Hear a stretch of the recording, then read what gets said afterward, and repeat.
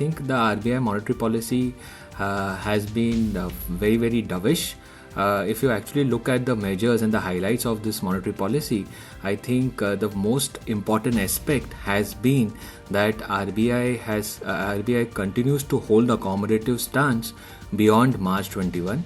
It gives a lot of comfort and lot of commitment from RBI that the entire push is on the growth revival, and they are happy to overlook at the transient increase in inflation at this point of time. So that's a very, very, I would say, positive step.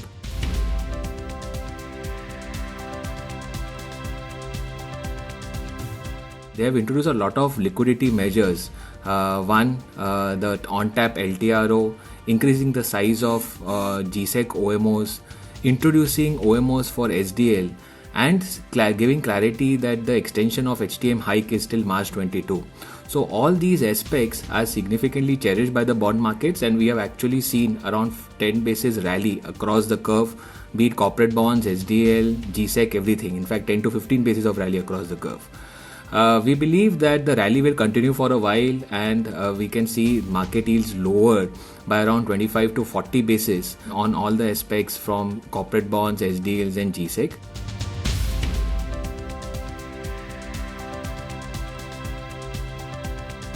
I think RBI has delivered much more than expectation. What RBI could have done more. Personally, I believe that RBI has delivered onto all the aspects and tried to ensure and soothen up at this point of time. What was the worry was that how the additional borrowing program will sail through. So I think RBI has actually given a lot of comfort to all the market participants, and we believe that the yields will continue by another 10 to 15 basis. The yields will continue to rally in the near term. The steps are significantly positive, one for government bonds, secondly for SDA, and also for corporate bonds. But I think in the near term, GSEC and SDLs will outperform because of the increase in size of OMOs as well as the introduction of OMOs and SDL. I think both these steps will help for GSEC and SDL spreads to compress.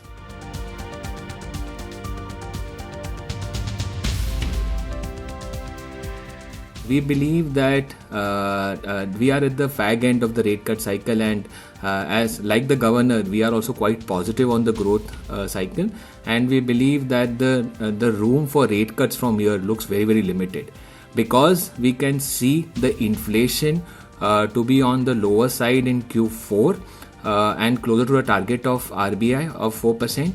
There might be one rate cut of 25 basis, but I think incrementally from here on, huge rate cuts look limited to us. The RBI would remain on a stable interest rate regime for long. So that has been our view for long, and I think with this communication of RBI of continuing the accommodative stance, we believe that stable rates are here for long. So in a summary, very, very dovish policy, very good steps by RBI to actually ensure that capital markets don't see any kind of volatility, as well as it will be positive for the entire yield curve in the near term. So that's it.